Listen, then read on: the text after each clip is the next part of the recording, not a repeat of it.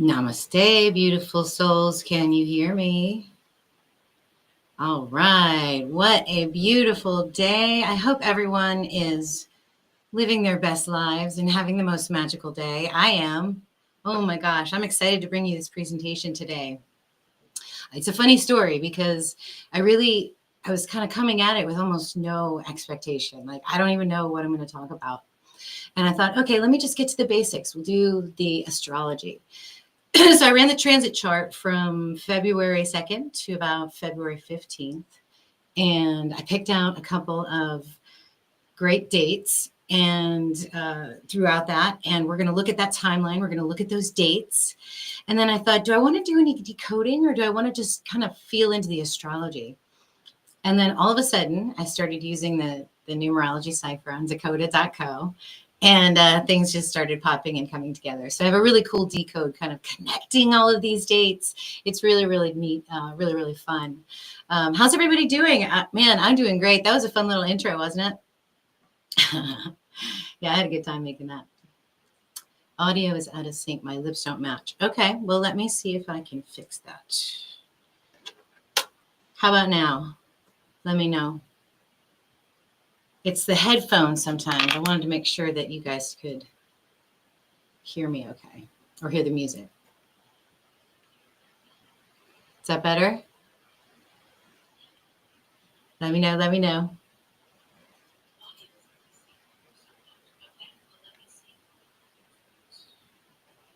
All right.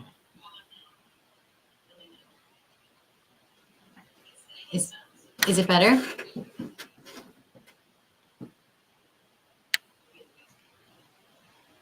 Let's see, we got a party here today.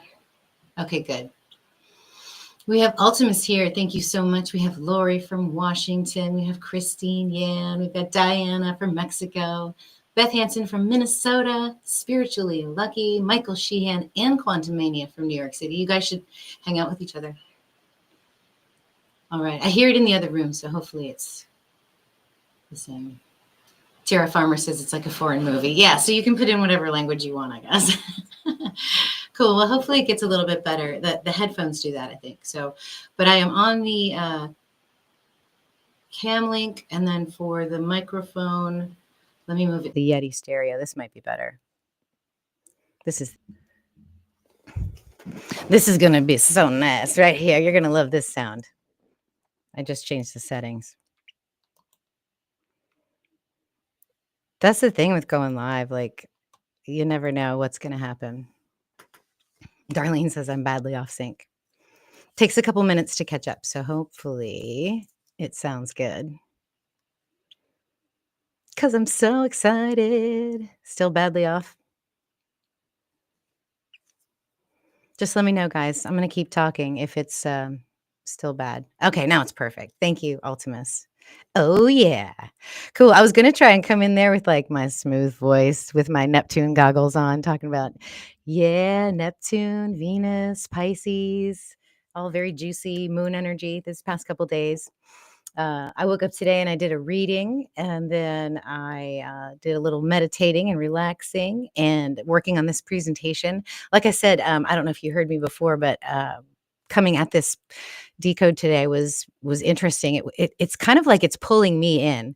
Like I'm not trying to do it. I'm trying to do astrology for you, but then all of a sudden I see all these little synchronicities and I have to dive in, and then hours go by and you have a 50-60 slide presentation. So hopefully you all will enjoy it. All right, cool. Yeah. So let's see who else. If I didn't mention fellow travelers here, awesome. Thanks for coming. Cool. We are much better. Good. We don't want to be out of sync. All right. So yeah, we're looking at the days between February 2nd, which was yesterday, and the 15th of February. So within that time frame, we are going to go from a basically new moon energy to a full moon and to a little bit after. So I will show you the constellations that the moon is moving through, because we're looking at the actual sky on this channel. So thanks everybody for coming. If you're new to my channel, I do astrology, but we actually use the sky. It just simplifies it, connects us to nature, and allows us to explore the 13th sign, the number 13, and everything that that means in esoteric studies. And I think it adds a level of soul-guided wisdom to astrology, which I absolutely love, which is why I had a great day, because whenever I can start my day with a reading, it's fantastic. I just love tapping into that energy. So, all right, cool. Well, let me get going here. And we have 22 in the chat. That's pretty fantastic for a Monday. So I'm excited. All right, let me share my screen. And what we're going to do is look at Stellarium first. I want you guys to see what the sky looks like. So here we go. Y'all, if you're not getting outside to look at the stars and the planets and the moon in this early phase of its cycle, you are missing out. If you have cloudy skies, I'm sorry. I know exactly how you feel whenever it's cloudy. I definitely miss stargazing. But right now, right after sunset, if you go outside, you're going to see Venus, you're going to see Saturn, you're going to see a waxing crescent moon, you're going to see Jupiter and Taurus right next to the Pleiades, you're going to see Mars. It's really quite a sight. This is a beautiful sky to gaze upon. And so what we're going to cover is basically from yesterday to the next full moon and a little bit beyond. So watch the moon right here in Pisces. This was such a juicy weekend, wasn't it? I mean, it was like Piscean, Venus, Neptune, love goggles going on. Anyway, so we're moving. This is today. We'll have an Aries moon tomorrow, then a Taurus moon the day after that. And then on the 6th, Moon and Jupiter are conjunct, and Jupiter is direct. So Jupiter has been retrograde for about 4.5, 5 months now, and is moving direct in the stars of Taurus. Guys, Taurus is the stock market. It's money, it's stuff. And this moon is a square moon. It's going to make us feel like we want to do something. Okay. And it will probably be in the realm of our stuff and the things that we value. So, and it's good energy. So if there's something that you want to sell off to get a little extra money, if there's something that you want to buy, you got a little extra cash, this is really nice energy to do that. And if you feel urged and guided to do that, this is it right here, right around the 6th. So as we keep going through the days, you can see the moon get brighter and brighter and bigger and bigger. And then on the 8th, this is going to be a special day. When we get towards the end of our astrology and decode part, you'll understand why this particular day is important. So just keep that in the back of your mind, this Moon-Mars Gemini combination. The 9th is the conjunction of Sun with Mercury. Let me show you this. We have to back up the time a little bit. So this is the beginning of a brand new Mercury cycle. This is manifestation in Capricorn. And what you're going to have, guys, is a square between Mercury, Sun, and Jupiter during the coming week. Okay. And this energy over here of wanting to buy something, wanting to sell something, feeling urged to do it because of the moon, this square between these two energies right here will help you feel a little bit guided. And the energy of Capricorn will help you make sure that it is from, the best place, from a place of integrity, from a place of responsibility. So this is all very nice, but this is a square. So we'll examine what that aspect looks like. All right, let's keep going. So the 10th, that's my husband's birthday. The 11th, let's find our moon again. I lost our moon. Let's find it. It's over here somewhere. There it is. Okay, so the 12th is the full moon. And this full moon is going to be in Leo. Leo the lion. This is such an emotional moon. Like it's so my sun's right here, and anytime the moon kind of crosses over that, it's a little bit emotionally intense for me. And so this is going to be an interesting full moon. I'll have to I might sit this one out. But at any rate, it'll be right there in Leo. And then on the 13th, you guys, check this out. Check this out. You can amaze all of your friends. because they're telling you that it's, what are they saying? It's Aquarius season right now, maybe even Pisces season soon. But on February 14th, which is Valentine's Day, the sun moves into the stars of Aquarius based on the midpoint model. So that is nice. That'll be like a breath of fresh air. That's going to feel really good when the sun finally moves into that space, because it's the last of the personal planets to finally kind of put down the weight and the heaviness of Capricorn. So really good energy there, and that's what we're going to examine over the next couple weeks here. There is some decoding threaded throughout this presentation. I'm giving you like little bits as we go, and then when we get to the end, I'm going to tie it all together, and hopefully your jaws will hit the floor and you'll smile a little bit, because that's what we're all here to do, is to have a little bit of fun. And I've incorporated tarot in here as well. There's a tarot spread that I learned about not too long ago, where you use 10 cards, and what I've done is somehow it just worked out, where the numbers that I threw together, we're able to pick out 9 cards for this spread. And then when I added all those numbers together for that one and then did a tarot reduction, I got the last card. So it's pretty cool the way it all came together. And it's a general reading, not only of the astrology, but also a numerology tarot pull. So in other words, I didn't grab my deck and pull these cards. The numerology of the dates we're studying actually pulled the cards for us. It's really, really fascinating. So I wanted to show you where I got all my data from to do this decode. So thing one is cosmicsugar.org. You go into resources, download resources, and you'll have the reference for what the card number is. So if I say I've got the Ace of Pentacles, we know that that's card number 65 based on the documents that you'll get here. Also, if you want to look at the ciphers that are available to you, you can go to decoded.co, and we'll be using Chaldean. Okay. We'll be using that cipher for this decode.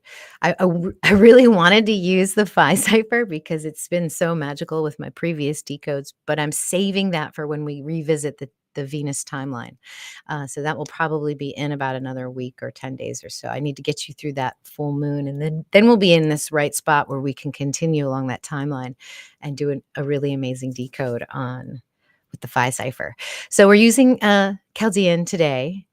This website, this is Logan of Decode Your Reality's website, and what's that guy from Waters of Jordan, and Logan created this website for you guys, and it's all free. So check it out if you're interested. And then the Royal Society of Chemistry has the periodic table, so we'll be referencing that, and then numberempire.com as well. So those are where I'm getting the information to convert these numbers into other numbers for our uses and purposes. Okay, so cool. All right, let me put this down. Let me just check on you guys real quick. 23, all right, that's a prime number. Let's rock and roll. Okay, I'm going to put this in present mode so that if I am compelled to draw on these slides, I can do it. Of course, our slides are numbered as well. And if you guys want to check out my work, check out my readings, you can go to drdanny.com. In about a week, I'm going to open up my eclipse reading schedule for you guys. So stay tuned for that. If you need announcements, please visit us at the Fellowship of 13 Signs on Facebook. All right, you guys, I'm so excited. Let's do this. So one of the biggest things about this presentation is understanding the aspect between the bodies that we're talking about. What I've shown you here is a sun-moon aspect. So in other words, as the moon moves through her cycle throughout her 29 days, she will make an aspect back to the sun. When she's 60 arc degrees away from the sun, this is called a sextile. Okay, and you'll see this little asterisk there. For those of you that already know astrology, so sorry that this is a repeat. This right here, this red line is the square line, and that's because it's a 90-degree angle between the two luminaries. In this case, it's sun and moon, but we can do any planet we want to. Usually the faster moving planet aspects back to the slower moving planet that acts as an anchor. Okay. So when we are 90 degrees away from the body we're separating from, we call it a square. When we're 120 degrees away, it's called a trine. And when we're in opposition, which is the full moon, it's 180 degrees. You can have two trines on either side of the conjunction or the opposition. You can have two squares and you can have two sextiles. So I wanted you guys to understand that graphic. No big deal if you don't, but just so that these lines are familiar to you. And then that's what I'm looking at. So when you see these symbols in the time map, that's also what we're working with. So here's my time map slide. I wanted to point out that once again, the moon, we saw this in the sky, right? So this is not a revelation, but let me put my felt tip pen here. Let's see. So we have moon sign here. So here's your moon phases. So we've got a waxing crescent, a first quarter moon, and then our full moon. And then these are the signs that the moon is in during these dates. So today and yesterday, moon in Pisces. Tomorrow, moon in Aries. On the 5th, we have moon in Taurus for 3 days. This is always really nice, y'all. Whenever you've got moon in Taurus, it's just a breath of fresh air. Things feel calm, like they're a flow. Then moon will move into Gemini, then Cancer, and then Leo. And you notice these are not evenly spaced because our sky is not 30 degrees.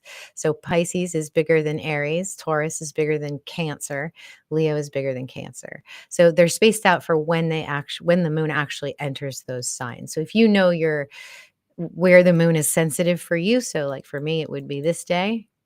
That's kind of the spot. This is laid out for you. We still have Sun in Capricorn, and Sun will be in Capricorn until the 14th, and you saw all of that in the sky when we used Stellarium.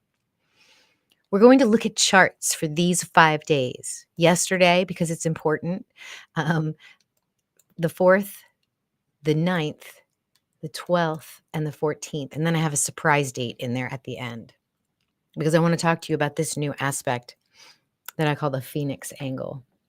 Or we can call it the golden angle. I haven't quite decided yet. So at any rate, we're going to cover all of these aspects. These you can see, they're listed out in words right here, but here are the symbols. The left-hand symbol is the faster moving planets. So you have Venus, Mercury, Mars, Sun, all right here. The aspect that they are making is here in the middle. So you have the conjunction, the trine, the sextile, another trine, another conjunction, and two squares. And then, of course, we have our moon-sun opposition on the 12th. Okay? So we are going to review all of these. They're all listed out right here. This moves in order of soonest to latest. So basically a 2-week time frame. You'll notice these stars are colored in yellow. These are my phi cipher decodes. So I've already decoded these 2 dates. In the previous video, I've actually made a new playlist. I don't know if you've seen that, Lori, or not. I didn't tell you. I also have a freaking TikTok account now, thanks to fellow traveler.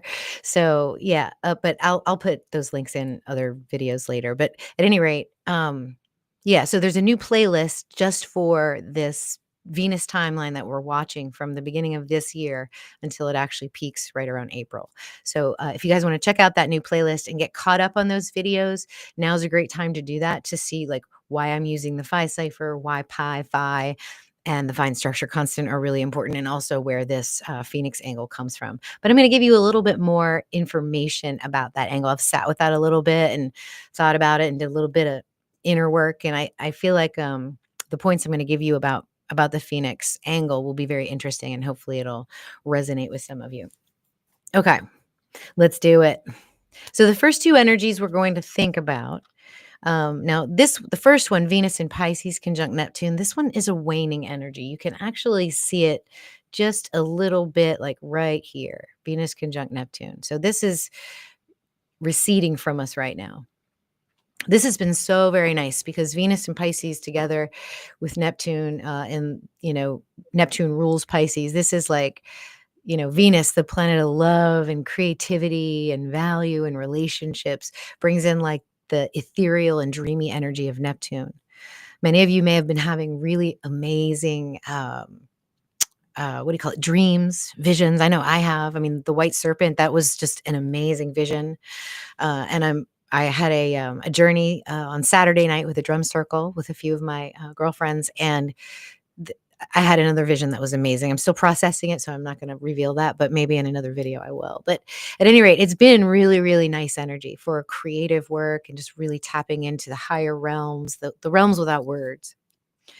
So now we have to actually ground these dreams into reality as this fades off. Like, what are the ideals that I got from this vision quest that I can practically use in my relationships, in my creative projects? Not all fantasies are meant to be acted upon either. Sometimes it's just mind candy. You just kind of have to go with the fantasy and let it be what it is. But sometimes they can serve as powerful inspiration. So hopefully you guys are feeling a little bit inspired, because that was a very impactful day. Yesterday was also the second eclipse point to the March 29th solar eclipse. So hopefully you guys have been reflecting on how that day went for you, so that you will know how the eclipse is going to work for you. I would also, guys, look where Pisces is in your chart. So if you know where your Pisces is in the constellational sky, you can look at the inner ring. If you do the free chart on my website or Athens website, it'll give you the house. For example, my early Pisces energy is actually in my 10th, 11th house. So I know that the eclipse is going to impact me in that arena. I'm going to need to be flexible. I'm going to need to be ready um, to act. So I need to be prepared. I need to make sure all of my ducks are in a row. So if I need to be nimble and change directions, I can do that. So Mercury in Capricorn is also going to trine Jupiter, but Jupiter's stationing direct on the 4th. So we're going to look at both of those charts. First, we're going to look at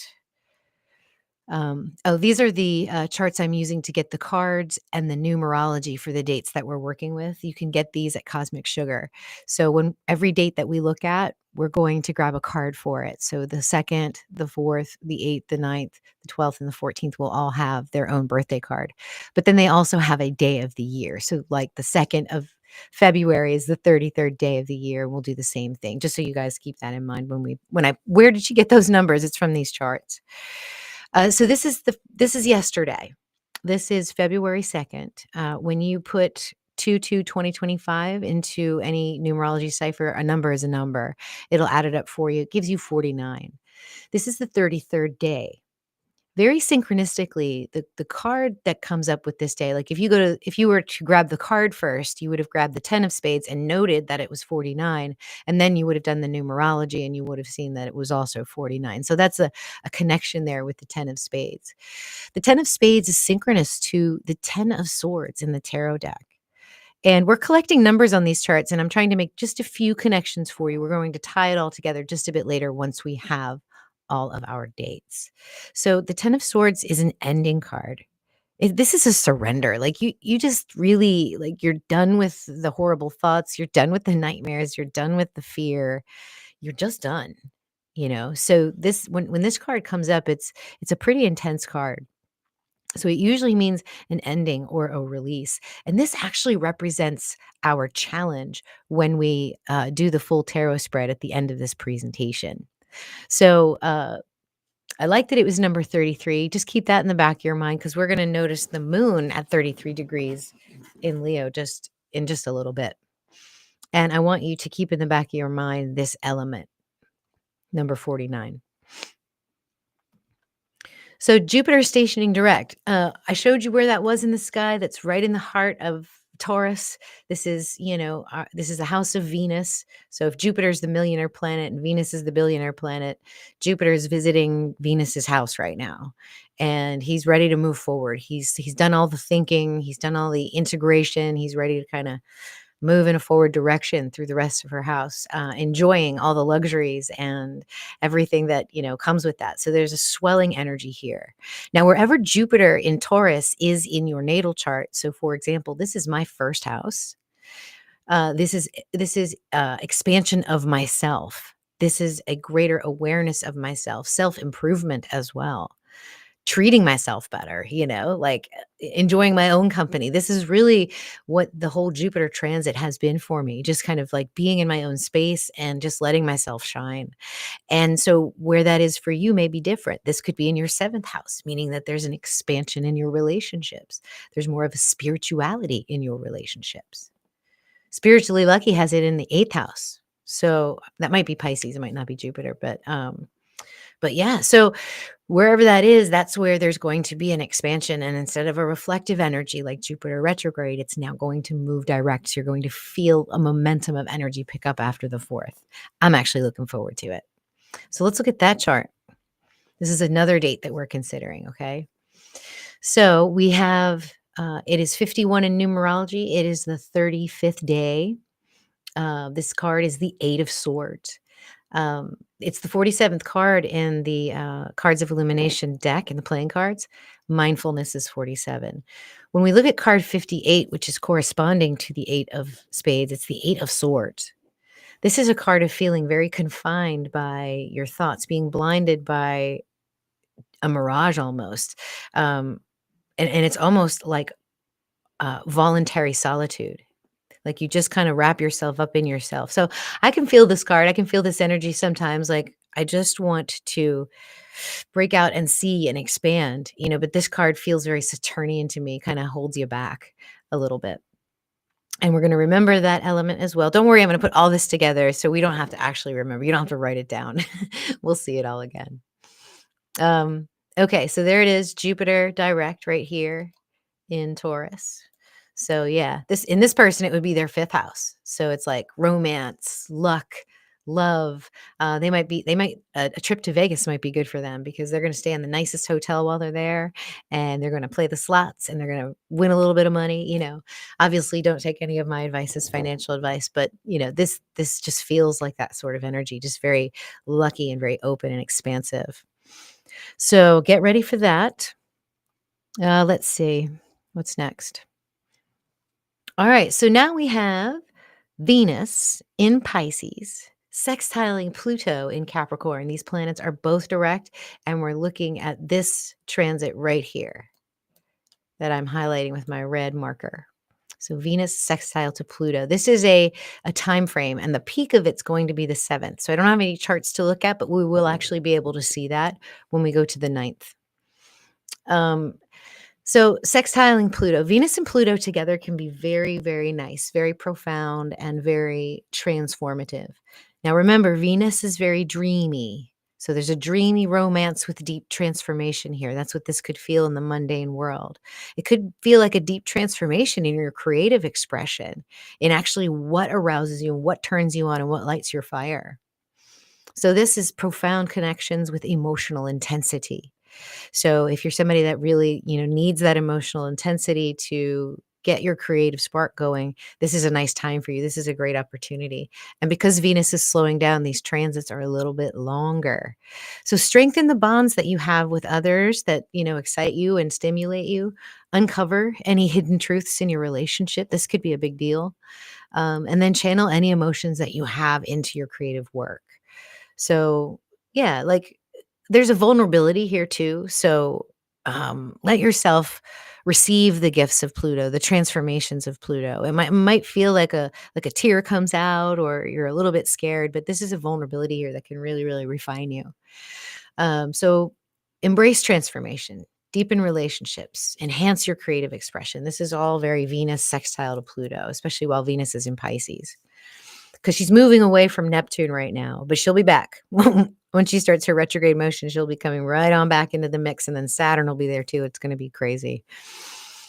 The next aspect is a long one. This is Mars trine to Saturn right here. So this is basically the bulk of the transits that we're talking about. So this is a big one to think about and consider. Remember, Mars is in Gemini, and this is a very creative and brilliant and intelligent energy. But retrograde, it's more internal. And there's also this aspect where I believe Chiron's in a square or an opposite. We'll look at the chart and verify it. But it feels like the messages that would be downloads are coming in spurts, and they're hard to place in a structure the way Saturn likes. So now that we have this trine coming together, because this is new energy for this week, it's going to start making sense. It's going to present itself in a logical way.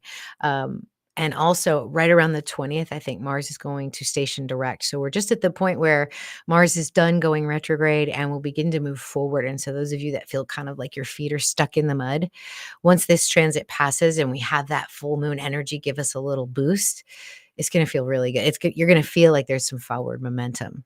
So I like that. I like both of those. This is a very, very nice time for this. All right, the next energy is Mercury and Sun conjunct. So I think we should just look at the chart for this and just kind of view the sextile between Venus and Pluto and look at Mars trine Saturn as well as this conjunction, because this perfects the same time. This is where you see the star is the perfection. So they both perfect the Sun and Mercury conjunction, and then the trine between Mars and Saturn. So let's look at this day and see what kind of numbers we get, and also the chart. But wait, before I do that, let me just remind you where we are in the cycle when Mercury and Sun are conjunct like this. Whenever you have Mercury direct conjunct with the Sun, you have a superior conjunction. This means that if you take your solar system model, the best way to explain it is to see your Sun here, Mercury is over here, and Earth is over here. So from Earth's vantage point, Mercury is behind the Sun. This is the superior conjunction right here. The inferior conjunction happens right in the midst of Mercury retrograde. So instead of having Mercury over here, you now have Mercury over here, retrograde, right in our face, between us and the Sun. Okay? So between these two superior conjunction points is 116 days. All right. And so we are starting a brand new cycle on the 9th of February. And guess when this all is going to peak? This is the same day as the eclipse, which is 3/29. This is the solar eclipse. Solar eclipse. Okay. So, and also Venus's peak is going to be right here on the 22nd. Okay. So you're going to have two of these immense peaks and a solar and lunar eclipse all right around the same time. So that's what the bigger decode Venus timeline is, and that's what that playlist is that I referred you to earlier. So definitely check out that playlist on the YouTube. It's a newer one, and it'll take you in order through the dates that we've already been through and all the relevant decoding. Now let's look at the chart. So it's the 56th in numerology. It's the 40th day in order. It's the 3 of spades in the playing card deck, and it is the 3 of swords in the tarot. So the 3 of swords card is a tough card. This is like heartache. This is revolution. This is war. This is death. This is bad news, right? It's swords. Swords are what are created by thoughts and words. They're not always real. They're not always true. The heart is emotion created by those thoughts and words. And so how hard those swords actually stab the heart, I think, depends on the state of our mind. And I think when I looked up 53, because it's a prime number, I noted that it's the 16th prime itself, and Mercury in Capricorn is 61. And I thought, well, okay, I can switch numbers around. But then I looked at the actual, like, I don't know, maybe if I make this bigger. Let me see if I can. I don't know if I can grab this, maybe. If you guys can see this, Mercury is 23, and then in is 6, and then Capricorn is 32. So it's almost like there's this flipping around of these numbers. It's 2, 3, 6, 3, 2. So I said, okay, there's the 16th prime. So let's focus on Mercury and Capricorn. What kind of energy would that be for this particular day? Well, Mercury's cycle is rooted in Capricorn. So the beginning of this cycle starting in Capricorn means that it's going to have Capricorn and Saturnian themes to it. So what are you taking responsibility for? Are you mindful of your thoughts? Are you mindful of your words, how you speak? Do you listen? So everything around Mercury is really, really important, I think, to focus on from at least the 9th until the eclipses. Being the 56th day, we looked at the element, the 56th element, and of course we get barium. And look at this. This is the fine structure constant, 137, and it's trying to pull me into the phi cipher. But I'm staying on the Chaldean for this decode, guys. So that is the 9th. All right. Now, the last two aspects I want to talk about is Mercury and Sun, because they're conjunct, making a square to Uranus in Taurus. Okay. So this is going to feel like this is going to be interesting. This is unexpected insights, disruptions, or breakthroughs. Anything that has to do with Uranus is erratic. Like there's no way to predict what's going to happen other than it will be unpredictable and it might be unexpected. So now that you know that the 10th and the 11th, right after Mercury does his deal with the sun, there's going to be some kind of breakthrough energy. It might not feel like breakthrough energy, but that's its purpose because it's a square. It's there to cause tension, to move you into a certain direction, into your individuated path, to make it concrete in the stars of Taurus. Okay, so this is going to be this could be intense for some people. And again, this will depend on where's your Taurus and where's your Capricorn. Right? So I've got, 1st house and 9th house, I think, yeah. 1st house and 9th house for Capricorn and, Taurus. So there's, how do I, how do I pull in wisdom into myself? So for me, the breakthrough is going to probably be awesome, but I'll be doing something that I'm probably afraid to do or that I'm not used to doing. That's probably what will happen. So it'll be a huge pattern break for me because I'll be like, oh, I think I should do this, but I've never done this before and I'm going to try it. So that's a great day for me to experiment. For you, if it's in your 7th house, it might be, you might want to communicate differently with the person that you're in a relationship with. Like instead of just assuming that they can read your mind, like maybe speak your truth and see what comes from that. And then you might be surprised at the results. This whole time frame though, guys, from the second, actually from a few days before, when Mercury was crossing over Pluto to this particular day, the 9th, there is information coming out for all of us, some sort of revelation. So if it hasn't come out in the last day or two, it will by the time Mercury and Sun make their conjunction. Okay. So there's something that's being revealed to us. And I think that this here is the reaction to it. And I think we can really open up in a creative and unique way if we let whatever it is that comes through come through. All right, cool. So then we've got a full moon in Leo on the 12th. So let's take a look at that chart. This is a sun moon opposition. So when I bring that circle with the radians back in, you can see how sun and moon are in an opposition. And this is, for those of you that know that, I'm sorry, but I like to bring in a little bit of astronomy and science behind what we're actually looking at in the sky. And so here you have moon opposing sun. So here's moon, here's sun. You're in the middle here. So if this is you standing here, you, and you look on one side of the sky and you see sun, and you look on the other side and you see moon. Okay. That's an opposition. That happens with all the other luminaries too. So sun can oppose Saturn, moon can oppose Jupiter. And that's what you have on a full moon. So here you can see it. Leo moon, Capricorn sun. Literally within a day or two, by the 14th, the sun will be in Aquarius. So even though this sun full moon is very Capricornian energy, there's going to be, when that moon passes, it's going to feel like a relief, especially as the sun swoops into that Aquarius energy right after Mercury does. So this is day 59 with the numerology. It's the 43rd day. Its card is the King of Diamonds, which is the 39th card in that deck, and it's associated with the King of Pentacles, which is the 78th card, the last card in the tarot deck. And the King of Pentacles is like abundance. This is just the master of your realm. And so, it reminds me of Capricorn and the Saturnian themes and really manifesting in a way that's responsible and powerful and based on conscious reactions and decisions. Even though the moon's in Leo, giving us a full blast of that emotional energy. So check where Capricorn and Leo are in your chart. If you like, I have Leo in fourth house, Capricorn up here in 9, 10.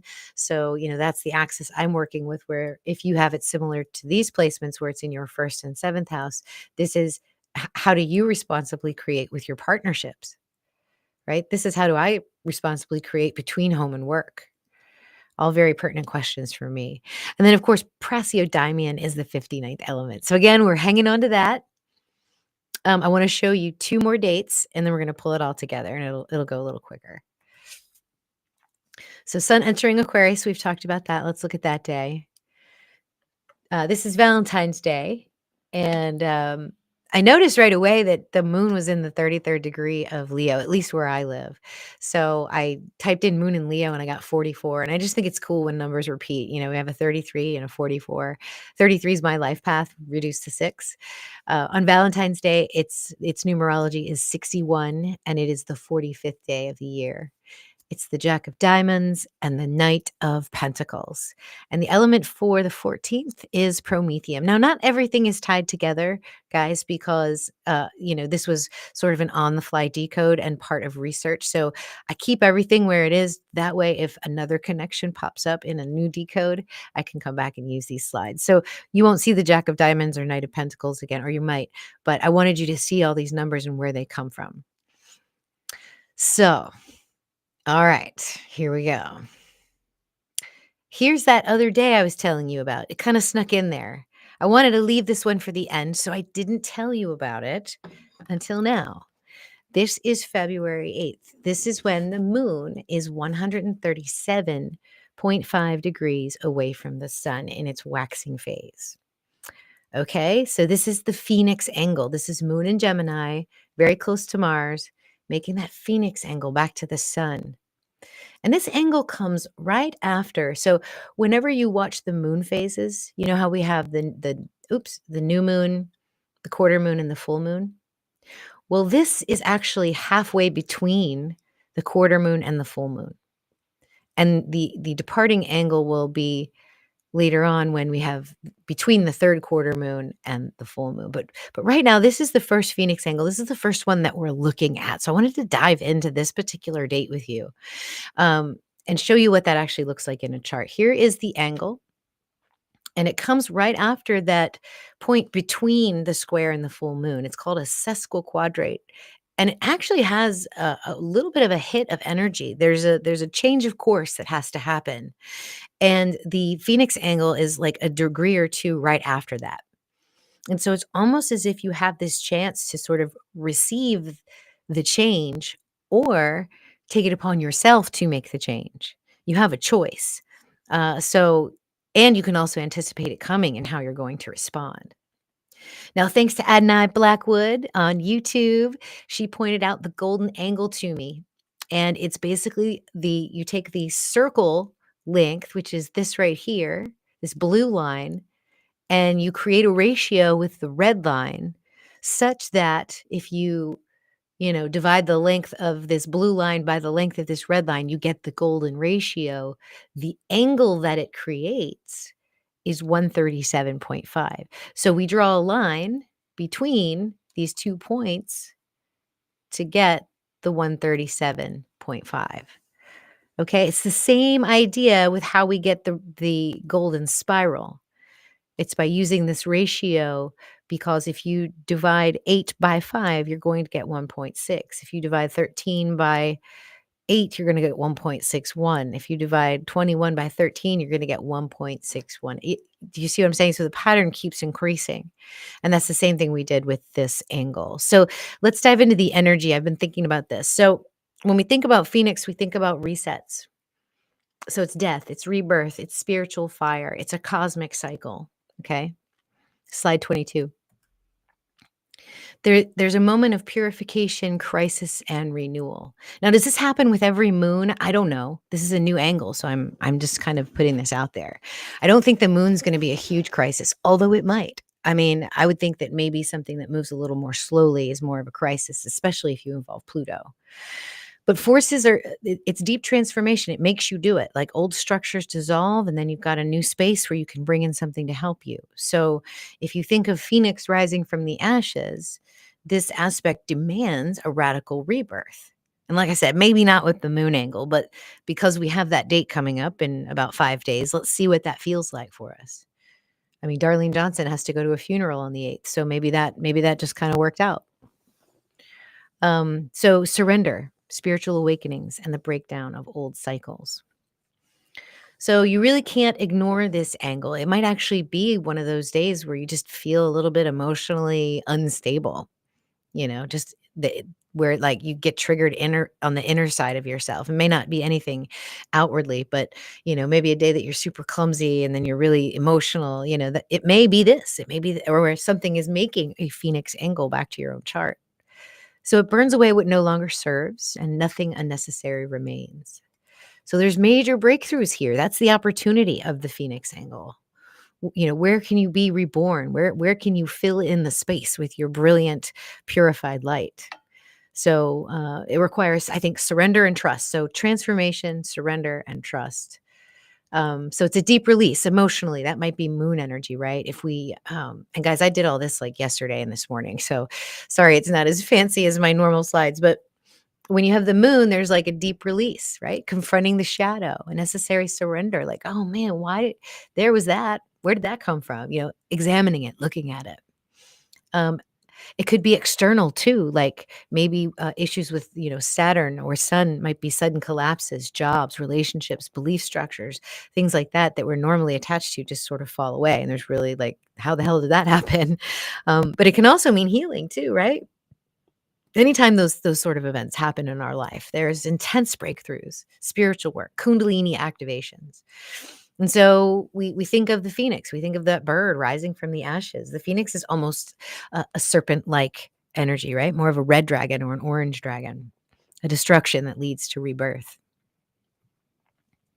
So here's the key words. So death and rebirth, alchemy and transmutation, purging, detoxification, spiritual fire and awakening, breaking through the old self, shedding. This is very much like Ophiuchus energy, right? Emergence from crisis. So this is the Phoenix angle in order around its other angles that also cause transformation. So the square, we all are familiar with the square. Everyone's like, oh my God, I have a square, blah, blah, blah. External conflict. We have to take action. This is what a square requires us to do. And sometimes it can be constructive and sometimes it can be destructive, right? The sesquiquadrate is that angle between the square and the opposition, 135 degrees. It's 45 degrees from 90 degrees. So it's a subtle resistance and a refinement. And once we have that subtle resistance, then we can have a total breakdown because we feel that resistance and we're like, no, we're not on the right path. You almost get a sense of it before you actually end up in a catastrophe. And you can avoid it, turn right, pattern break, do something different. Total breakdown, death, and rebirth. And then there's the quincunx, which is 150 degrees. And this is an awkward readjustment and a forced realignment. So these are the tougher energies that we see in aspect in our natal charts. And this is where the Phoenix angle kind of sits in there. So let's see, on the 8th, moon Phoenix to Sun, what do we do? Like, don't resist change. Go with the flow. It's happening for you, not to you, right? Trust the process. There's a collapse that's clearing away for you so that something new and bigger and better can come in. You can engage in deep healing work, shadow work, fasting, breath work, any kind of purification ritual that you might have. And then you want to just lean into the intensity of it. So if you're feeling something kind of moving through you, use it as fuel. Create something, dance, paint, howl at the moon, like whatever you need to do to kind of move that energy forward because it's for your next stage of evolution. So it's spiritually powerful. I think this can be a nice angle. I'm just going to kind of dip my toe in the water on the 8th and see how that feels for me emotionally since it is so close to this Leo full moon. And then I'm I'm going to look in my chart and see what those longer aspects are. See if there's anything that's long-term going on. And if you guys get readings from me now, I'm incorporating it into my assessments. So if you're interested and you have one, not everybody has one, but if you do have a Phoenix angle, I'll bring it up and we can think about it. So think of divine renewal, like what feels like destruction is actually a reset. So from the ashes I rise. So this would be the promise of the Phoenix angle, like a exhale, a death, and then a rebirth, like an inhale. So that might be the moon because it's such a brief moment in time. All right, guys, focus. Back to the decode. So here is the day of the Phoenix angle. We have the moon back to the sun. I've highlighted it here in green. So in your charts, it'll be green as well. So we have intelligence with practical response here, I think. So we're gonna get headed down. I think we're gonna get clarity here. I think that that moment of clarity right before Sun and Mercury perfect their conjunction is what we're going to feel on the 8th, and then the 9th it's going to be crystal clear. And all that information that was hidden is going to be finally out and purged. So whatever you've got hidden around you, it's gonna come out. But I think the card of the day says, don't worry. Like you can relax, you can rest your thoughts. It's for you, right? And look at this day. It's trying to bring me back to the Phi cipher with the 55, because that's a Fibonacci number. That's Fibonacci number 10. And 126 was the 55th day from the Venus star point. So yeah, it's trying to pull me back in. Cesium is the 55th element. So now we have all of our numbers. We have all of our elements. We have all of our cards. I hope you guys are still with me and hanging in there because it's going to get real good. We're going to move real quick here. Here's all the numbers and cards and elements we've collected over this astrological journey and this decode of this week with the messages that are available to us. And so what I wanted to do was just play around with these numbers, do some tarot reduction and some playing card reduction and see what numbers come up for us. And let these numbers pull the final 10 cards for the spread we're going to do.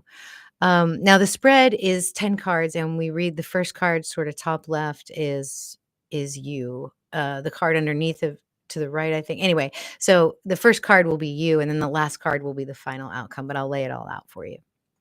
So we'll start with the numerology of the date numerology. I took 49, 51, 55, 60, 56, 59, and 61, and I added them all together. And I got the number 235. Now, 235 isn't all that interesting. I think I had 523 was a prime, the 99th prime. But I went ahead and did the tarot reduction on this number, and I got the number 1. Okay? The first tarot card, the number 1 tarot card is the Magician. So this is the querent of the spread that the numbers are pulling for us. This is us. This is you. This is me. We are the Magician. Okay. As above, so below. Thoughts create things. Okay. And this is where we're sitting. So this was very affirming to me to use just the numerology of the dates to pull the first card for the spread. So I went ahead and did the playing cards as well. And I got the number 27. And we got another ace. We got another 1. So the Ace of Diamonds, which is the Ace of Pentacles. Okay, so those are our 2 cards. The first card is us, and the second card is the past. Okay, so we'll read those all at the end. So now I want to take the day of the year and just do the same treatment. We're just going to see what does the tarot reduction do if we add these numbers together. And we get 19. So this is our conscious thoughts, the sun, which is beautiful. It's vital life force. We're actively engaged in the light around us at all times, enjoying it playfully. This is the card of the child too. This is Leo. This is 5th house. So 19, I thought that was very interesting. And I just abbreviated this so we didn't have 1,078s because these numbers will get bigger, but you do it 4 times and you get 19. The playing card reduction for this was interesting too, because if you do it 6 times, you also get 19. But this was not a tarot reduction, so I couldn't pull the sun for this. So I went ahead and grabbed the playing card, which is the 6 of clubs. which is card 19. And that is the Six of Wands in the tarot deck. So this is your subconscious thoughts. This is victory. This is like spirit going, yeah, giving you like a spiritual high five. Keep going. You're doing great. Now, interestingly enough, 331 is a prime. It is the 67th prime. We've seen that number before, right? 67 is the 19th prime. Mercury square Uranus is 67. So remember that hit we're going to get right after that conjunction of Mercury and Sun? These cards are basically saying to us, take a look at that. Think about that. Where's your comfort zone? What are you willing to do, even if you're afraid to do it? So now we're going to take the deck of cards and we're going to use their numbers and do a tarot reduction as well and see what we get.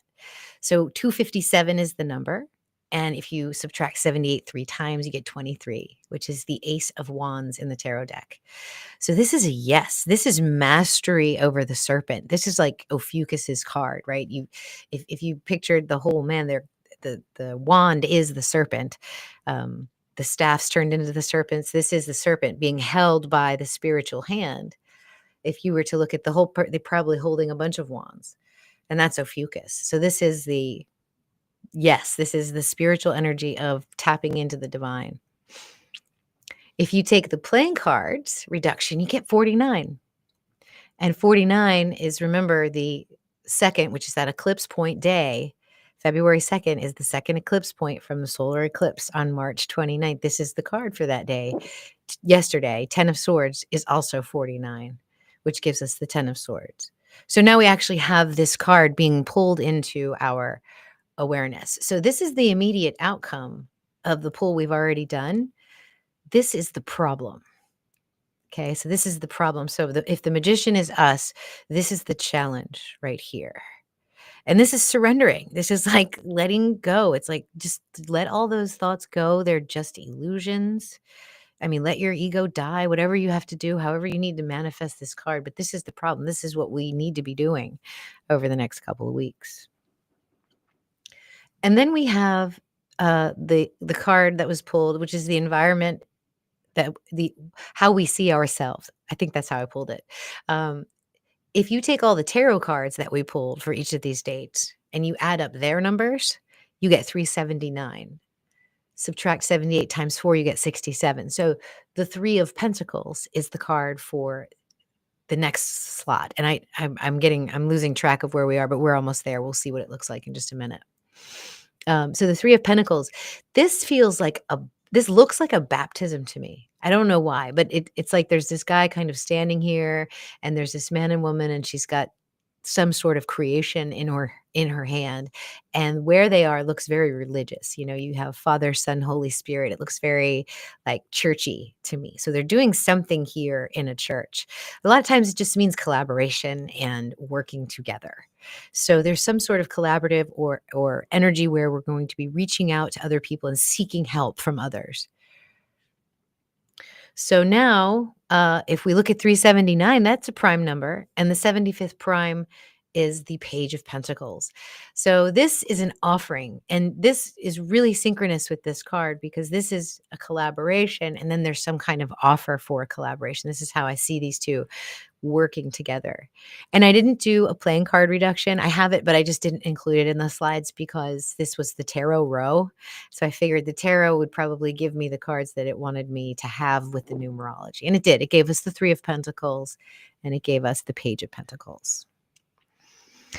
All right, cool. So, and then we remember where 67 came from and how it's associated with 19, and 67 is the 19th prime. Mercury squares Uranus. So we might be collaborating with people we never thought we'd be collaborating with. Wouldn't that be interesting? What if we went into those situations sort of wide-eyed without any preconceptions and accepted what was going on? All right, cool. We are here at the alchemy stage of our endeavor. And we have the atomic masses of all the elements that we collected with these dates. So indium is indium 115, 121 for antimony, 133 for cesium, 138 for barium. Look at it, it's trying to get me to do the fine structure constant. Prassio diamond is 144, and promethium is 145. So promethium, the fire, right? That's purification right there. So we're going to take those atomic mass numbers, we're going to add those together, and we're going to get 793. 793 reduced by the tarot number 10 times is the number 13, which is Ophiuchus, which is the death card. The death is not necessarily like someone's going to die, okay? The death card can mean transformation, casting off the old and bringing in the new. Like if you look at that card, there's actually a bit of sunlight in it, and it's right beyond the gate here. And this man on a pale horse is endeavoring to go towards that sunlight. It could also mean that the sun is setting on something. The sun could be setting on something in our lives. That's what this could mean. That's what these elements are trying to tell us that are associated with these days of the week. So I also did the playing card reduction, and that also comes to 13. Now, obviously, I can't pull the death card for that because we're using the playing cards, but we got the King of Hearts. This is the King of Cups in the tarot, and this is, just complete fulfillment of the wish.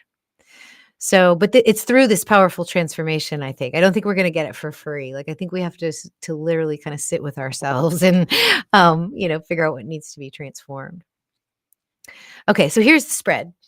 So these are the cards that we pulled so far. And the first card was the Magician. This is you and I.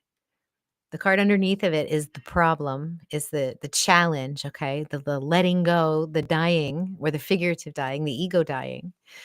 This is the past. So we've been given a gift. We've been given kind of an easy ride. It's been, everything that we've ever wanted placed before us, but we can't see it because of these, I think, because of these swords that are in our way. The environment that we see ourselves in. So we see ourselves in an energy of reaching out, of collaborating, of asking for help, of receiving help, of becoming a community kind of environment. We have a great community on my channel, don't we, guys? Like, give me a thumbs up if you're still here and you love this content, and subscribe if you're not subscribed, because this is so much fun for me. So this is how you see yourself. You see yourself working with people, collaborating and learning and teaching. These are our unconscious, or our conscious thoughts, which is the sun, which is being out there in the world, expressing ourselves, being open, letting people see the beautiful inner you.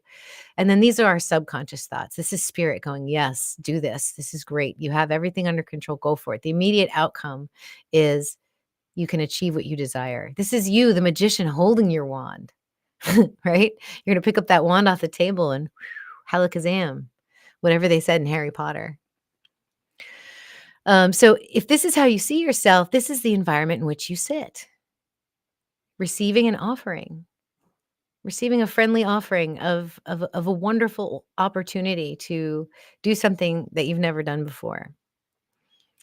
Your hopes and fears sit where the death card sits. This is 13. So this is your hopes and fears. It's the end of something. It's the beginning of something. This can be hope. This can be fear as well.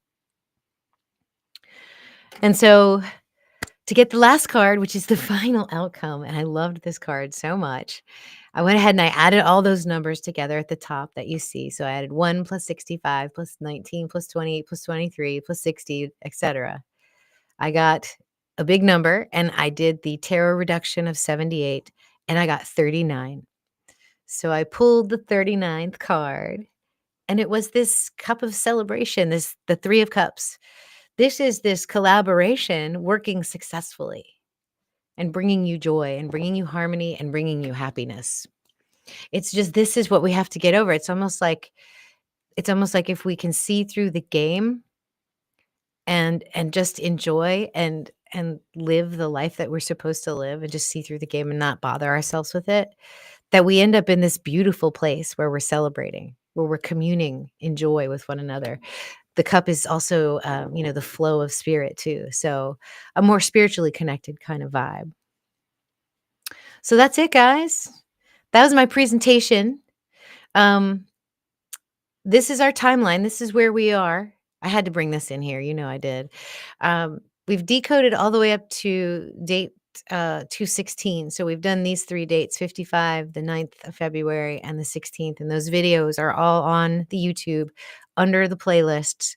And it's the newest playlist that's there. And I think it says Pi 5 Venus Mercury. So go check out those 3 videos, because probably in about maybe a week or 10 days, maybe after this full moon, I will come back and we're going to decode this day. This is like 3 things piled on top of each other. We have eclipse point number 1, like this is the last chance to get it right before the eclipse. We have 21 Fibonacci number, and then we have Venus going retrograde all at the same time. So we are totally going to do that Venus Phi cipher decode with all that. It's going to be awesome. I'm going to keep, and then we're going to check in with you guys. Let's stop screen sharing. Hello, my lovelies. How was that? Did you enjoy it? Getting a lot of stars and smiley faces. Awesome, awesome. Been here, loving it. Chaldean and tarot are my favorite. Yes, awesome. Good. These decodes pull me in, you guys. And it's so amazing to do it.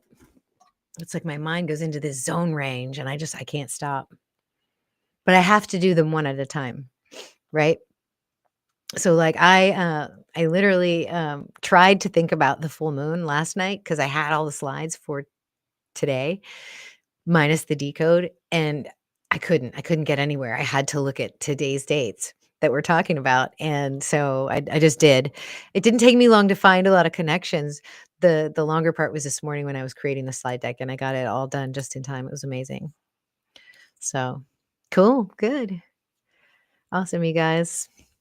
Yeah, so I have to work a little bit the next couple of weeks. Like I said, I will get out the offer for the eclipse readings probably next week. So you guys, if you want to like start thinking about your eclipse energy, I'll be available to do that. So I'll have links for that soon.